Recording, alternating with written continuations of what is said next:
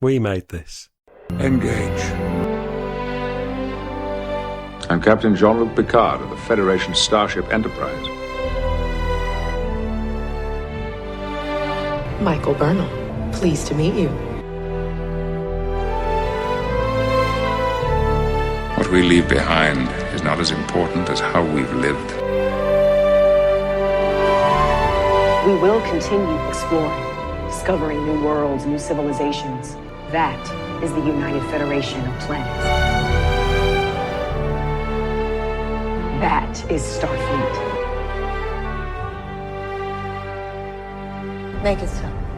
Hello everyone and welcome back to Make It So, a Star Trek Universe podcast for the We Made This podcast network. This episode begins our move away from Star Trek Picard, the CBS All Access Amazon Prime show, to our coverage of Star Trek Discovery, the CBS Access, All Access and Netflix show, beginning with the first season in a few days, or about a week from when you're listening. But first off, we thought we'd take a little bit of a swerve and do a bit of a tease for the upcoming third season. So, as always, I'm your host, Tony Black, and joining me for this little odyssey into the future is Kurt North. Hello, how are we all doing today? Well, we're both... Actually, no, I was going to say, we're not back in time anymore, are we? We haven't gone back to the 23rd century yet. We're going forward to the 32nd? Is that... Yeah, sometime in the future. Yeah. 940 years, I think it is. 930 years. 930 years from Discovery, but that's right. If we're swerving from Picard, it's a bit longer. It's a bit earlier than that. It's 800 and odd, isn't it? 800 it's about years. 800 and... or maybe about 780 years or something like that, because I'd need to look up what exact year this is in, and this is something I'm sure we'll get into when we talk about the first episode of Discovery, Season 3, when that eventually arrives, but it's something like 31... Hang on, 900 and... Where are we? 940. 930. So it's something like 3180 something, I would guess. Right, yeah. Have I got that about right? I think I have. Possibly. Yeah. It's early in the morning. I don't know. Let's just go for it. 3180 something. So, well, before we talk about the trailer, because we're just going to go through bits and bobs of the this fairly short trailer. It's only about a minute and a half that they've given us, and this came out about 5 months ago. So it's I think I would suspect it's probably from the first few episodes of Discovery Season 3, realistically. The first one or two episodes, because they didn't finish filming it until fairly recently. So it was only a short tease, but it gave us enough to sort of see a little bit of the changing world. So before we talk about that, what do you think about Season 3 of Discovery? I mean, from what you've heard and from what you've seen, are you excited for this, Kurt, to come back? Yes, because it's taken... Because it's jumped that time frame, that I'm feeling more at home with it, because I've mentioned this a few times. I'm definitely more of a Next Generation era Star Trek fan, and the original series, as much as I've started to watch it properly, and I think I've mentioned this before, where I've seen a lot more Star Trek the original series than I thought I did, because I'm going through a watch at the moment from season 1 onwards, and I was surprised how many episodes I actually went, actually I've seen that one. But it's not a one I know I have real good knowledge on. So being before the original series and linking in with some of the original series stuff, while was fine for me to watch, I wasn't getting some of the little nods and stuff to that. And I think some of the comments that have been made about the way that Discovery uses view screens and holographic matrices and stuff like that, and stuff like that, you kind of throwing that out of the window, because you're going ahead into the future now, and obviously Discovery's still the same ship, but we're seeing something that's completely new.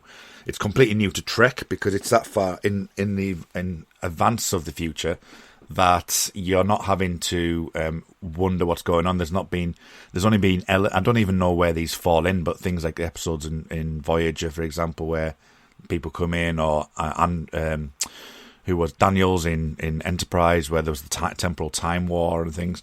So it's got a new palette to work from, and they can do anything they want really with it, and that's probably the main reason why I'm looking forward to it more, because they have got a broader palette and there's not as much restrictions on them, so they can do what they want, and hopefully they won't take that too far and they'll be restrained enough to give us a decent story. And it looks like when we delve into the trailer that they're going down a route which would be, for me at least, quite interesting. I'm quite excited. I haven't been the biggest fan of certainly Discovery Season 2, which, we will get to talking about in Make It So eventually. I found the first 2 seasons to be a bit hit and miss. I have enjoyed certain parts, but when they did this, I think it really sort of revived my interest a lot in this show, because it really is. They've described it as a blank slate. That's what Sonequa Martin-Green, who plays Michael Burnham, described it as, a blank slate. And that's the beauty of it. It's now so far ahead that they don't really even need to be, referencing things from the past. Because if you think about it, like, how often in our culture do we reference things from the 12th century, except if it's like a history book, people have forgotten a lot of the intricacies and the nuances of that century outside of dusty history books are forgotten now. The way they lived is forgotten. So we've got to think this is so far ahead, further ahead than any Star Trek has ever gone. It's exciting to see about what they might be able to transform this future Trek universe into, and if they can sort of hit the reboot button and get away a bit from the relentless reliance on connections back to previous shows and the Star Trek lore. Season 2 of Discovery was basically one big fan fiction series, really.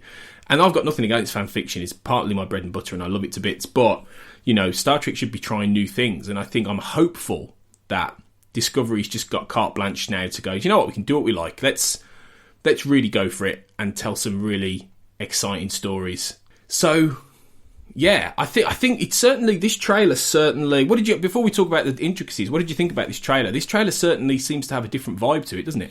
It has a different vibe.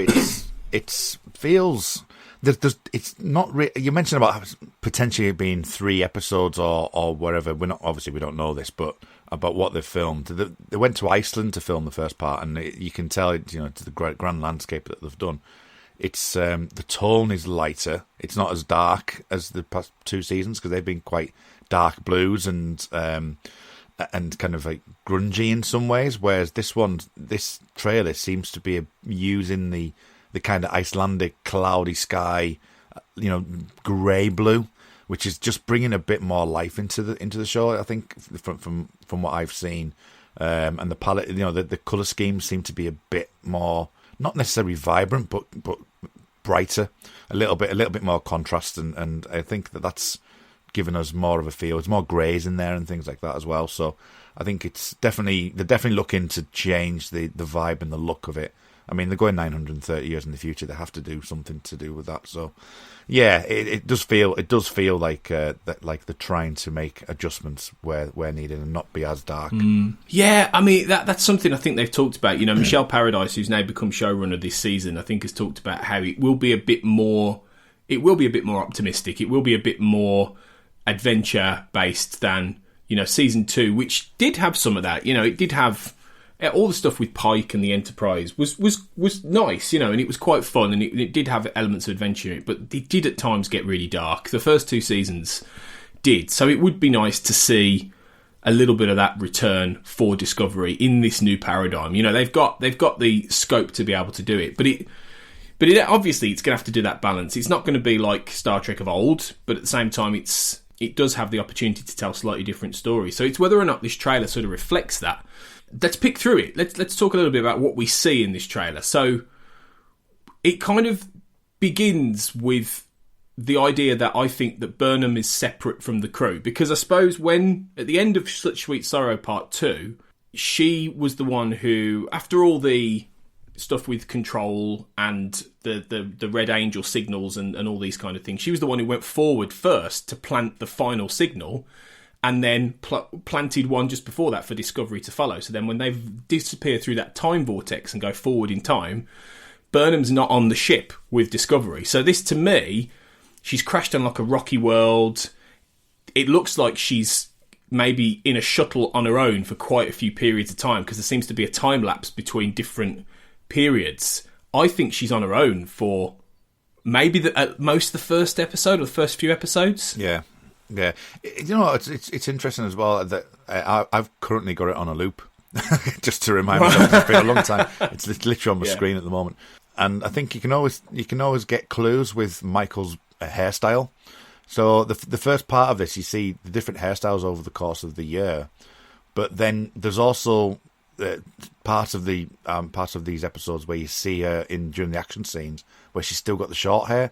Now that might be a trick, that might well be a trick that she's gone to long hair, then quickly goes back to short hair again. But a lot of action seems to be that it looks like it may well be that we don't see much of the crew and Burnham together for these episodes, and they'll meet somewhere down the line rather than them all being together within the first two. I think it's definitely going to be a two-story, flicking back and forwards between the two bits. In one of the brief shots from the trailer, you do see what looks like Burnham reuniting with Tilly and some of the crew later.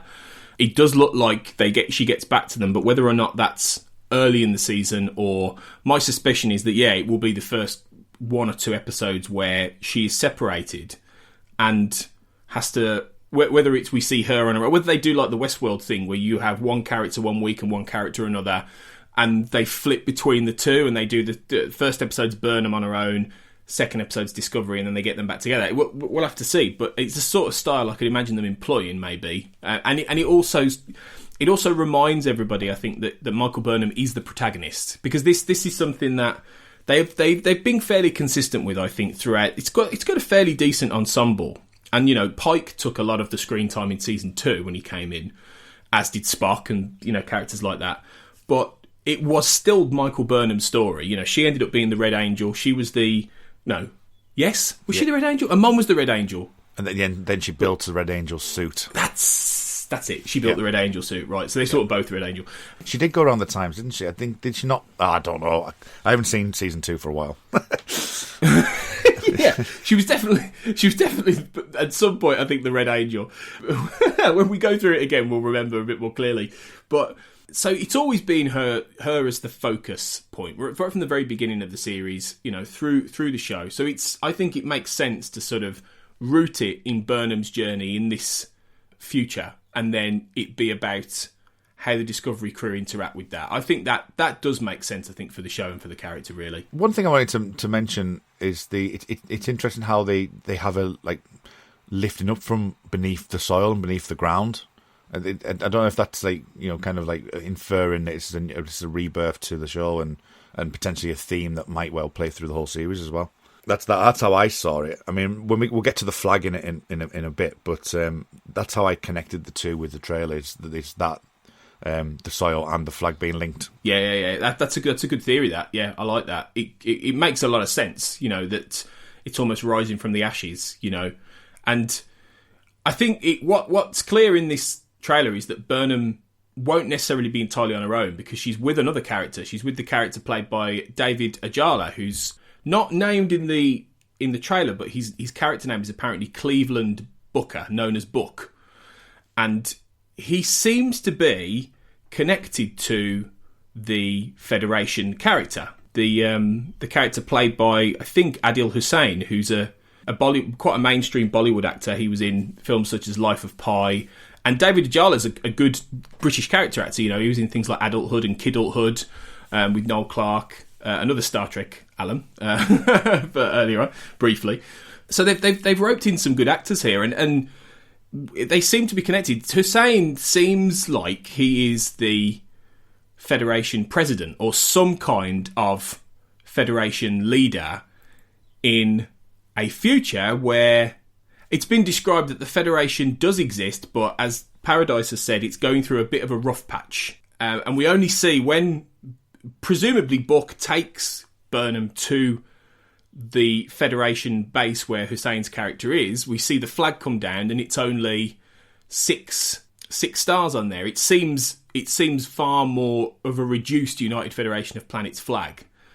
So, I mean, the big question, Kurt, is what's happened? What's happened to the Federation if it barely exists? And, I mean, it looks like that they're a pretty small unit now. So what's gone on in these 1,000 years since? That's a nice easy question. Yeah, come on. I want answers. What's happened in the last 1,000 years? I can't tell you what happened yesterday. I don't know. I mean, obviously, it looks like we're going to have an allegory, aren't we? It's going to be this isolationism that we've talked about in Star Trek Picard. That that the potentially, you could view it as the EU and Brexit. The fact that we're leaving, that there's people in other countries that have presidents that are more right wing than they used to be. There's been battles in France with the political system with right wings as well, and with Marie Pen and people like that. That over the last 1,000 years has the Federation just developed to so much of an isolationism feel that it's basically just all that's left is a core Federation group, and it doesn't mention if Starfleet's in there, but you just never know if Starfleet it doesn't even exist anymore, or because he mentions Ghost on the first part, doesn't he? He says that's a ghost, and he's referring to the comm badge and the Delta. So I don't know if that means that Starfleet aren't a thing anymore, or are Starfleet a different faction entirely? Are they on their own, and what are they doing?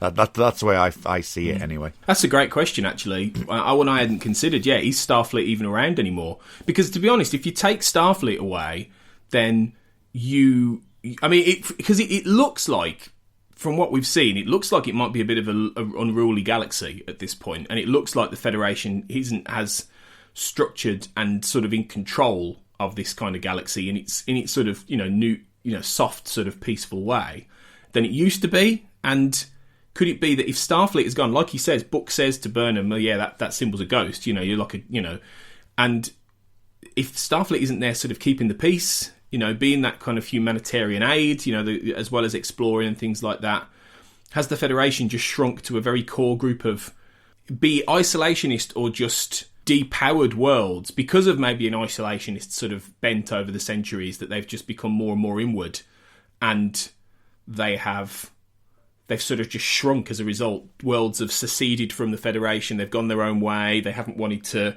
maybe other powers have risen. I mean, the landscape is endless, really, for what it could be like now. So, is it a case that Starfleet didn't exist? The Federation's a small unit, and what Burnham will represent, because that's what Hussein says, doesn't he? He says that hope is you. I come to this office every day that my hope was not in vain, and that hope is you, Commander Burnham. So is he basically saying that? Well, I mean, there's a few questions. How do they know who she is, for one thing? Like, is there some sort of has the legend of Discovery somehow passed down over the centuries? Because the thing is, it's been classified, hasn't it? There are people in Starfleet who know what happened to Discovery, and it's sort of all been classified and hushed up, and they've been told not to talk about it, which explains canonically why we don't know anything about this crew and, all that stuff. But if you skip past that, it could be that there are people who know about this and have known about it for centuries, and they knew that Discovery went into the future. And so maybe it's one of those things, like they say with all American presidents, the legend is that they all find out about Area 51, aliens, what happened to JFK. They get that information. Could it be like that every Federation president is told about the Discovery and told they're going to be there in 900 years? And does he know about them? Does he know that they're coming? And does he think that the Discovery arriving represents, they have a ship? They might not have these ships anymore. Discovery might be this ancient relic, but also becomes the flagship of a new Starfleet and a new Federation. Could it be that? It could. I mean, they are. Apart from Star Trek Picard's final episodes, Starfleet have been sort of in the background in pretty much everything. We've had the Enterprise with Discovery, but there hasn't been that much in regards to got a few Discovery ships, here and there, and we've also type ships, and we've had shuttles and things in Picard and wherever. But there's been very little of that, and it wouldn't surprise me they're just trying to stay as far away from the old school 90s, 60s, starship in space and flying around with different ships and whatever. It wouldn't surprise me if they are trying to keep away from that, or if they even go that way, then it could be a completely different stylized Federation, definitely, because then Starfleet, as I say, if it is a ghost, he could be talking more ethereally about it, I suppose, saying that's you're a ghost kind of thing, but. And, we could even have Starfleet, but just in a completely different form. I mean, I'm looking at these clips and a couple of pictures and stuff that, and I'm sure we'll get into it. But the people on the planet with Michael and Booker are attacking them. It would not surprise me if they were ex-Starfleet and they end up being friends with them, and they're rebels who were originally Starfleet. That would not surprise me in the slightest. Well, I mean, it's interesting you mentioned them, because I was going to bring those up. If I don't know if you've done this, but if you pause on one moment where you see about 5 or 6 of them being down, they're not. Well, yeah, of course you have. They're not all humans. They're a mix of different races, and from what I could tell, there's an Andorian or a couple of Andorians. There is a human. There is possibly a Tellarite, I think, maybe. There's possibly a Benzite, I think, maybe, if I've got my races right. And there looks like there's a Cardassian as well. Yeah, so what was Morn's race? Because there's a Morn there. Was he a Benzite? No. That's what I'm thinking. Wasn't Morn a Benzite? Or have I got that wrong? Like what they call is it a Lorian? Is it a Lorian? Oh, a Lurian. Lurian. Yes. Yeah, because there's that episode, there's Who Mourns for Morn, isn't there, where they do there's the robbery on the Lurian, heist on the Lurian bank or something. Good shout. Lurian, yeah, not Benzite. I have no idea where that came from. Well, that's really good.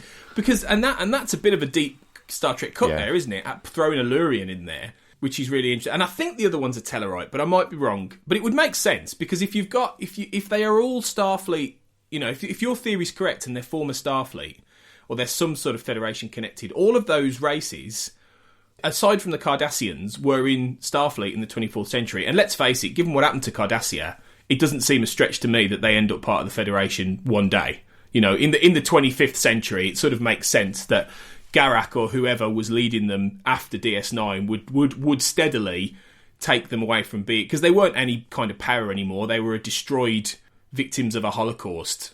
They're going to need the Federation help. So it makes sense that the Cardassians would end up becoming part of it. So, they're all firing weapons that look like they're in their hands as well. They've got like these red, whether they're phasers within their hands or their hands can fire. I couldn't quite make that out. And at one point, it looks like they're storming the engine room of the Discovery, and the Andorian seems to do like a psionic thing where he sort of blasts out like a psionic wave. So I don't quite know what. Do they have powers? Do they just have weapons? That's my question. My initial thought was that it's just within their not uniform but clothes that they're holding it, but because they do seem a bit weird, because there's like, I'm not sure if it's an Andorian, but at the very beginning where he's holding one where he's having to hold it both sides, it's like a blue one, and that's the one that sends the shockwave through. Yeah. But yeah, I don't. My initial thought was they were just holding it within the arm's actually part of the process of clicking into it. But we'll see from that. It makes more sense, I suppose, than them having a gun arm. That's the way we live now, with gun arms. But yeah, I mean, they're attacking them, Burnham and Book on the planet. In fact, because I've got this on loop, I've just seen Michael Burnham with one. So. Yeah, right. Okay, there you go. Then, yeah, it's some sort of weapon. Yeah. And they're attacking. It looks like they're attacking the Discovery. So, I mean, either they're former Federation or former Starfleet who've turned, or they could also be an assemblage of other races that are, you know, it could be a little bit like in the DS9 sort of mirror universe where you had the Bajorans and the Klingons in like an alliance, and you had like the flip side Federation where they were like an alien sort of federate. It could be that. It could be that you've got a risen power that is made up of these alien races that are, you know, they detect the Discovery and they're like, right, well, no, you're back in your box, you know, or what the hell is this? So it could be that it could be that they're sort of flipping it round, and that it's not, if not an evil federation, then it could be an alliance of races, a bit like in the spin-off books, the Typhon Pact in the Tyne novels, which I think did the same thing in the post-Nemesis novels. So it's very intriguing, though, and it's really cool seeing all of those races together, actually. And especially when I saw the Cardassians, I was like, oh, excellent, that's good. Because like you haven't seen Cardassians at all in this new era of Star Trek. So I like that they're tapping in, and the Andorians, actually. You haven't seen them either, really. So I like that they're tapping in some of these races that go back to earlier Star Trek series. Oh, yeah, absolutely. I think it's interesting, as I say, with that Morn character and as I say, the Cardassians. But there's also the Trill as well. Did you see the Trill that's in there? Yeah. So, I mean, which looks like it's going to be a big story point from what I'm seeing. So I don't know how they're going to factor in properly, but there seems to be... I've heard on the news, I'm sure you've got notes on this, but I'm sure that they're going to be a big story point from the looks of it, because in the news, Star Trek news, it was kind of intimating there was going to be an androgynous kind of non-binary character, and it looks like in that pool that person's in there, and she appears in a few bits in the actual trailer as well. Her name is apparently Adira. I don't know who's playing the role, but yeah, and about 16 or 18 years old. But yeah, I think it looks like there's going to be at least one episode on Trill, I think, which is fascinating to see what's become of them and what's happened with symbionts, and I mean, are we going to get Dax? are we going to see the Dax symbiont? Is there going to be I mean, that's probably not going to happen because it might be a bit too much of an on the nose sort of callback, and it's probable that the Dax symbiont has died now. I don't know how long symbionts were supposed to live for, but it's probably not another 1,000 years. But it'll be interesting to see whether how Trill plays into this, because that's an extremely Deep Space Nine centered. I think you did see the Trill in Next Generation first, briefly. I think the Trill were born from the Next Generation, because I think it was Famke Janssen had a character where she played something similar, but she was playing it as I think she was the woman who could change personalities depending on who she was talking to, and I think she was originally something along those lines, that she became a Trill, or she would have become a Trill, or it was that, I can't remember exactly how it works, but the idea came from that to create a Trill. I think, yeah, and I think there was one with Beverly Crusher and an ambassador as well. I think as well, which introduced the symbiont. So yeah, there was a few in TNG, but it was DS9 that really got into it with Dax and went to Trill, and episodes like Equilibrium and Rejoined, and all these things. So it will be interesting to see what they bring to Trill, and what the role Trill plays in this future. Are they a bigger deal? Are they more central to the Federation? Are they? I don't know. It's really interesting, and I like the idea going back there. But in terms of characters, it's not all just obviously about Burnham and this new character book and stuff. We do see everybody else. We do see. Well, we see all the characters, but they're not all necessarily. We see Culber, we see Stamets, we see Saru and Tilly in what look like robes on an alien planet, and at one point they're fighting with Mira Giorgio on what looks like the same planet. So the question is, are they fighting the same people? Because it doesn't look like they're fighting the same alien group as he's chasing Burnham and the Discovery at that point. It's hard to tell, but I wonder where they are. Are they on Trill? Is all that on Trill? Is that why they're wearing robes? Yeah. It's hard to say. Yeah, I think, trailers are renowned for sort of misguiding you, aren't they? So I always take them with a pinch of salt. But my question would be, just as a kind of what we're going to get from season 3. Are we going to see a kind of Michael, Saru, and Tilly kind of trio in the way that the original series did with Spock, Kirk, and Bones? Because they're the strongest 3 characters, and then you get the offshoots of like Culber and Stamets and whoever else there may be. But I mean, I want Detmer to be more involved, but because she's been horribly not looked after, really. But also I'm failing to remember. But did this chief engineer, that engineer didn't come with them, did she? The one that came on the planet. What's her name?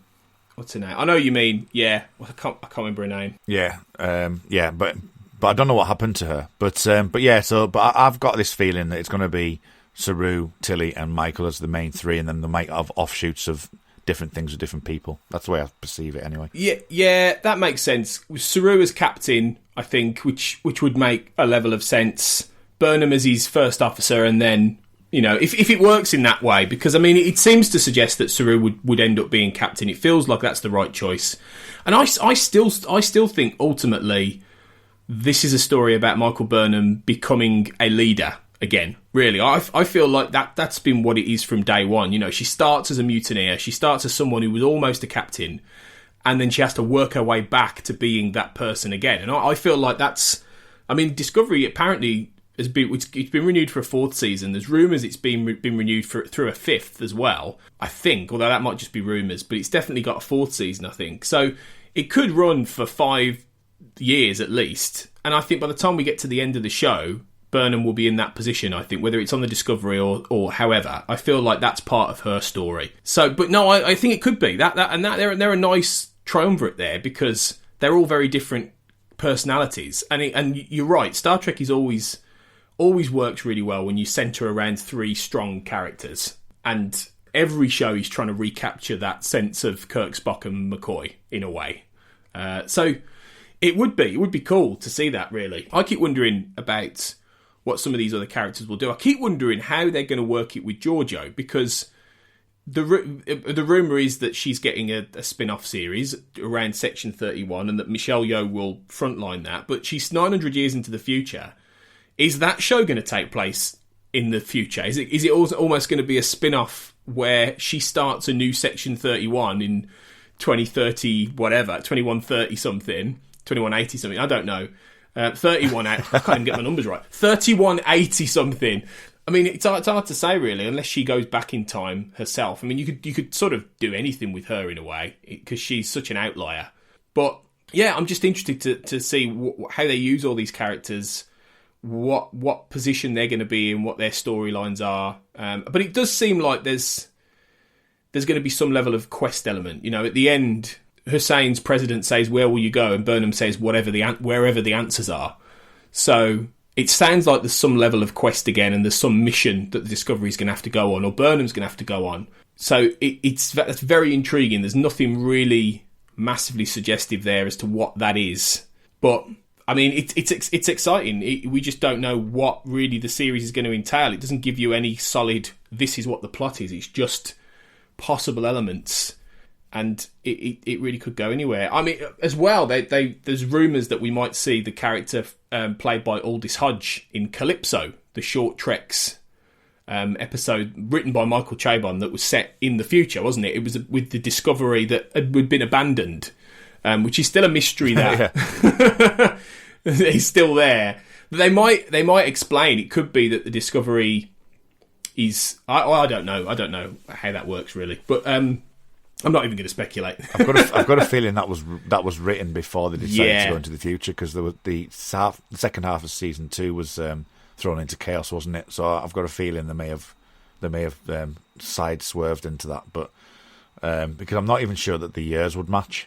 But yeah, it's one of those things. I believe I understand. So, but then we've talked about canon and what you see on screen is canon, and if they just ignore that, then that's a new one. Or having said that, if you change in the future, you can get around it that way, can't you? Yeah. There's all kinds of tricks they could do, really. But I think it's interesting. You know, there's Kurtzman has said that the Discovery is still the only ship with a spore drive, and apparently that's going to make it a target for others who are after that technology. That's what he's also said. So there's going to be people... That could be what those aliens are after in the engine room. They could be looking for the spore drive technology, possibly, or trying to steal it or replicate it or something like that. So that's possibly a tie-in there. So there's lots of pieces. And I would imagine now they film the series and they're in post-production, which is being slowed up because of, you know, we're in the middle of the coronavirus pandemic as we record. So it's being slowed up because of that. So... They've said it's coming soon, but we don't know when it's coming. But it's been filmed, so we might well get another trailer in due course, I think, within the next month or two, possibly. With a view that maybe it will go out in June, July, perhaps. That's my guess. It might be more in the summertime when we get this. But we just don't know. It might be autumn yet, really. Yeah, could be any. Just could be anything. Could be any time. But hopefully another trailer will give us more of a flavour as to what exactly the story's going to be in this and what exactly happens when they get there. So yeah, I mean that's the thing with this trailer. It's bits of the first maybe 2 or 3 episodes, and there's no clear line about, you know, this is what the story's going to be. It's more a theme, isn't it? It's more that she's going on a mission and she might be the best hope for a resurgence of something. But that's the only kind of theme that you can pull from it, really. Well, yeah, we'll hopefully come back and have a look at that second trailer when it finally drops. But until then, just keep your eyes peeled for Discovery news. We're, as I say, going to be talking about the first season, and we'll see how far we get with that, as I described in the previous episode. So please do tune in for that. We're really looking forward to going through it again and unpicking it in the run-up to the new season. And make sure that you're following us at Jean-Luc Podard. I think we're going to keep things like that, the Picard-centred Twitter handle, because I quite like Jean-Luc Podard.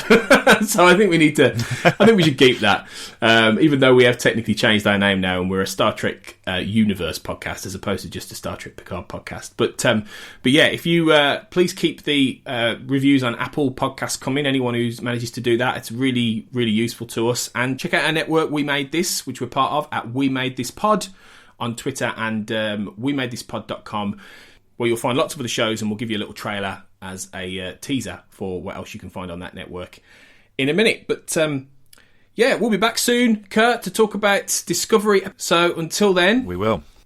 Let's fire up the Spore Drive and engage. Previously on the We Made This network. Pick up a podcast. One thing they don't teach you, or there's no, one thing you're not prepared for when you start podcasting is the overwhelming imposter syndrome you have. Sometimes you're like, dude, especially in this case, because there was no other Outer Limits podcast. And so, I'm like, dude, if I have to hit the ground running, if it sucks, I mean, if you're the 10th Outer Limits podcast and you suck, whatever. But if you're the only one, so many people have in their mind what they want to hear. Without a mouse. How was your Disney trip anyway? Yeah, it was great. I've really enjoyed it. I got my photo taken with an Elvis impersonator at the front gate on the outside of Disney World. And I can't believe you managed to kick Mickey, Goofy and Donald Duck in the balls. Yeah. All three. Went for the hat trick. Yeah, the Holy Trinity. Apparently I'm the first person who's actually successfully done that in the whole of the world. Yeah. So they'll be writing books about me. They will do. I also was really glad that I only got food poisoning 3 times while I was out there this time. A new record for Disney. Yeah, and a new record for me as well. Please don't sue us, Disney. I'm sure everything is fine. Or if you have got food poisoning, they'll make you leave the park first before declaring it's food poisoning. Pick a disc. If we look at Marilyn and then we look at Too Late to Die Young, we start to realize that Dan Byrne has kind of a cultural fascination with some of the figures of his parents' generation, because he's talking about Elvis and James Dean and Marilyn Monroe, and a couple of the other songs have references to Muhammad Ali and Pete Rose. Pete Rose and Roberto Clemente are in this song, Marlon Brando. So he does have this fascination that I think some people criticize him for. I think he's been hey, if this is supposed to be a Gen X Bob Dylan, then why is he fascinated with all the same figures that the baby boomers were fascinated with? Check out all of these shows and more on the We Made This podcast network.